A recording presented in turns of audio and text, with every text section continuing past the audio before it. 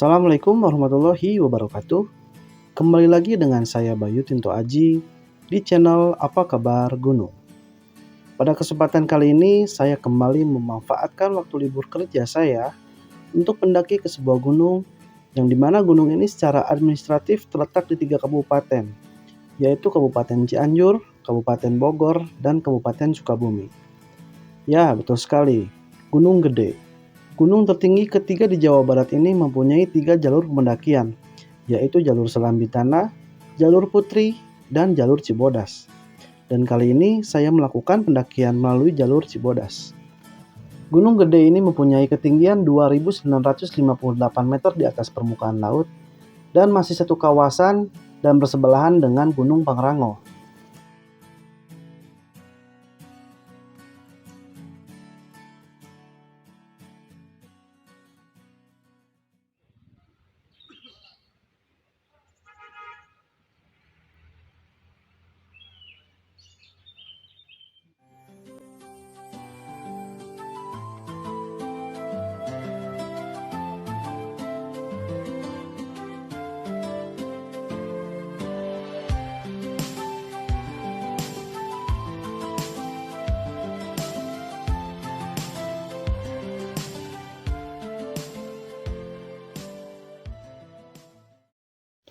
Untuk simaksi ini saya dibantu oleh jasa calo, dikarenakan adanya registrasi secara online yang dimana pendakian ke Gunung Gede ini minimal harus 3 orang. Maka dari itu saya memilih untuk menggunakan jasa calo.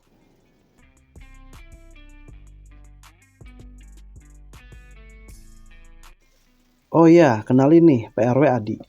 PRW Adi ini awalnya yang mengajak saya untuk mendaki ke Gunung Gede. Dan PRW Adi ini adalah salah satu senior saya dan ketua RW juga di daerah rumah saya. Alhamdulillah cuaca pagi yang cerah menemani perjalanan kami. Kami memulai trekking dari base camp menuju pos pemeriksaan simaksi. Tak kalah dengan jalur Putri, jalur Cibodas pun saat itu banyak sekali pendaki yang akan sama melakukan pendakian.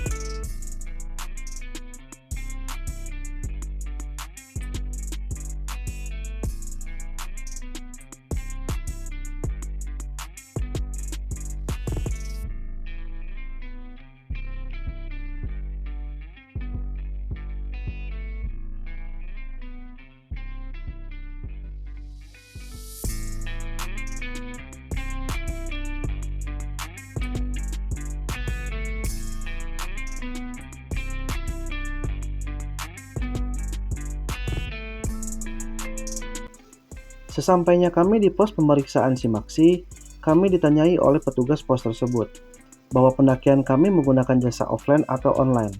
Bila menggunakan jasa online, pendaki akan diarahkan ke bangunan sebelah kiri untuk pemeriksaan barang. Dan bila menggunakan jasa offline, pendaki akan diarahkan ke bangunan sebelah kanan untuk proses pemeriksaan simaksi dan barang bawaan yang akan kami bawa selama mendaki.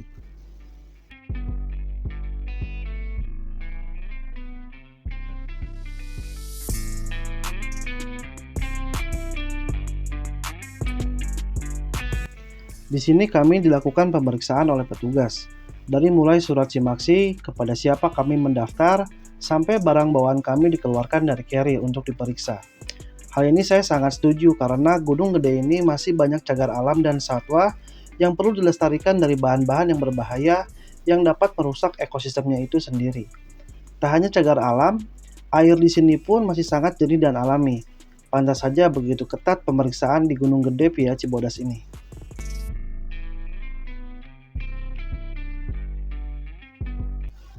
Perjalanan kami lanjutkan dari pos pemeriksaan. Tak hanya cuaca yang cerah, kontur trek berbatulah yang akan menemani perjalanan kami sampai camp area Kandang Badak. Tentunya ini akan lebih cepat membuat kaki kami terasa lebih pegal dan Kram. Lain dengan jalur Via Putri, yang kontur trekking didominasi dengan tanah merah. Oh iya, estimasi perjalanan kami sampai camp area Kandang Badak akan memakan waktu 4 jam 30 menit sampai 5 jam.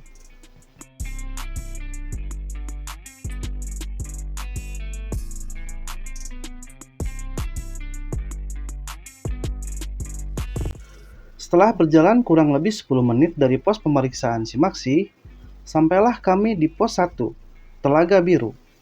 Di pos ini terdapat danau kecil dengan ketinggian 1575 meter di atas permukaan laut yang berjarak 1,5 km dari pintu masuk Cibodas. Danau ini selalu tampak biru diterpa sinar matahari karena ditutupi oleh ganggang biru. Tentu saja tidak asing bagi mereka yang pernah mendaki ke Gunung Gede Pangrango ini. Sebuah danau cantik yang terletak di kawasan Taman Nasional Gunung Gede Pangrango.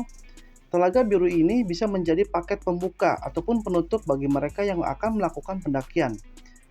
Suasana teduh, asri, sepi, dan nyaman membuat kami ingin berhenti sejenak untuk menikmati kecantikan telaga ini. Pasalnya, sajian nuansa alam, suara burung, hingga udara yang khas seakan-akan menghipnotis kami untuk menepi sejenak.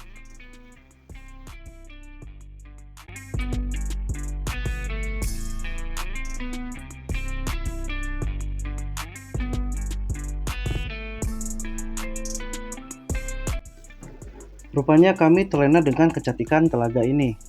Kami pun lupa ada perjalanan yang masih sangat panjang yang akan kami tempuh. 40 menit lamanya kami beristirahat di pos 1 Telaga Biru. Bergegaslah kami kembali memulai pendakian.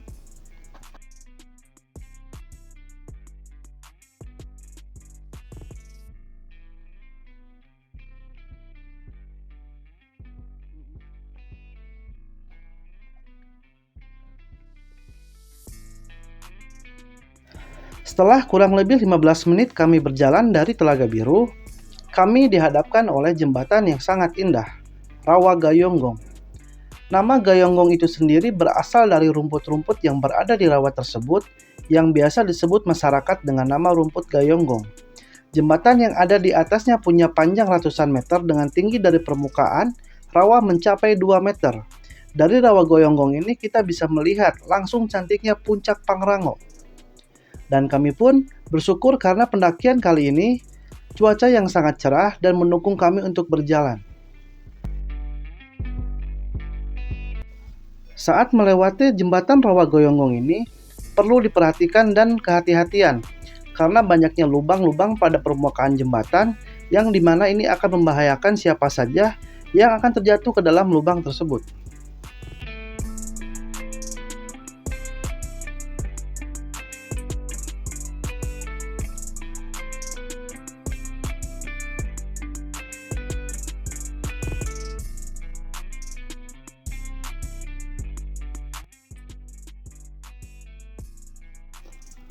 Setelah kurang lebih 30 menit kami berjalan dari Rawa Gayonggong, sampailah kami di pos 2 Panyancangan.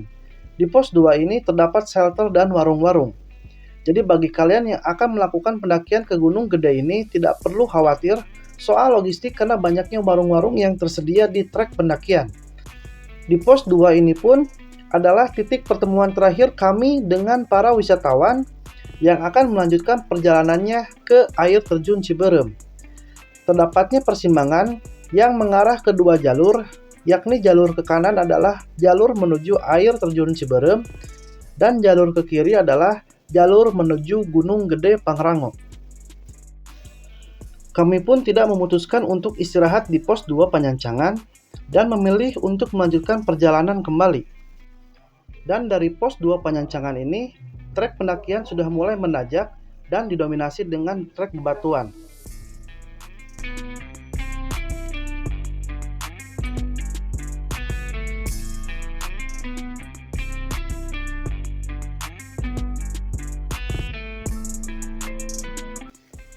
30 menit lamanya kami berjalan dari pos 2 Panyancangan, akhirnya kami tiba di pos 3 Rawadenok 1. Di pos 3 Rawadenok 1 ini, terdapat shelter dan beberapa pendaki pun terlihat sedang beristirahat. Kami pun memutuskan untuk melepas setelah kami di pos 3 Rawadenok 1 ini.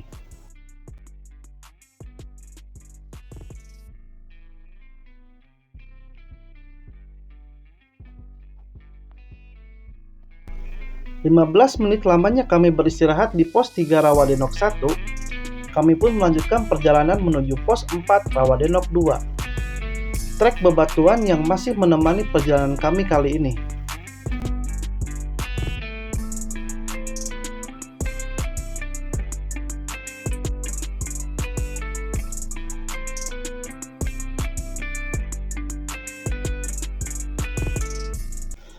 Tak lama dari Rawadenok 1, 15 menit kami berjalan, sampailah kami di Rawadenok 2. Rawadenok 2 ini pun terdapat shelter untuk berteduh bila mana cuaca turun hujan. Kami pun bertegur sapa dengan para pendaki yang sedang beristirahat. Tak berlama-lama, kami pun memutuskan untuk melanjutkan perjalanan kembali.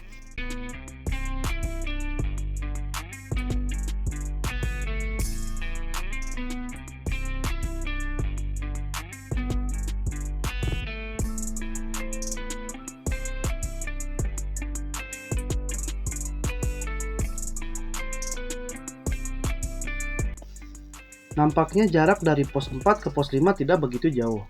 10 menit kami berjalan dari pos 4 Rawadenok 2, sampailah kami di pos 5 Batu Kukus 1. Di pos 5 ini kami hanya memutuskan untuk istirahat sebentar, untuk melepas dahaga, meminum seteguk dan 2 teguk air. Setelah itu kami memutuskan untuk melanjutkan perjalanan kembali.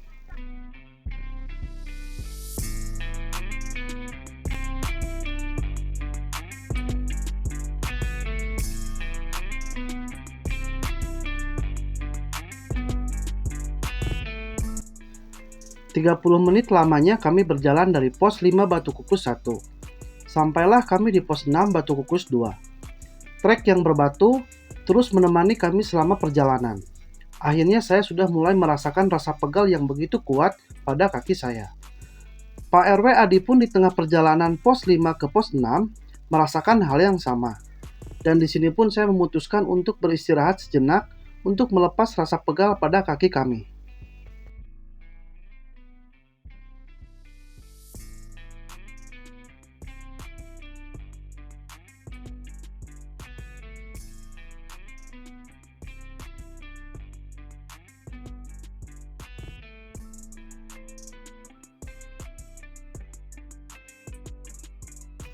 Hanya 5 menit kami beristirahat, kami memutuskan untuk melanjutkan perjalanan kembali dari pos 6 ke pos 7.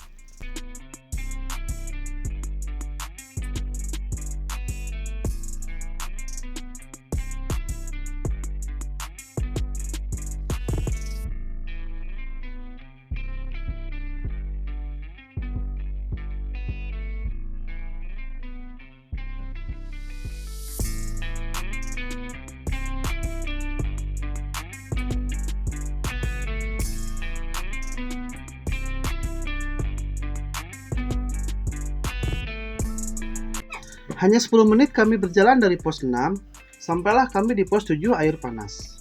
Nah, demikianlah video part 1 pendakian Gunung Gede yang akan kami lanjutkan di video part 2 ya teman-teman. Di video part 2 kami akan melanjutkan video bagaimana rasanya mendaki di jalur air panas dan video summit ke puncak Gede.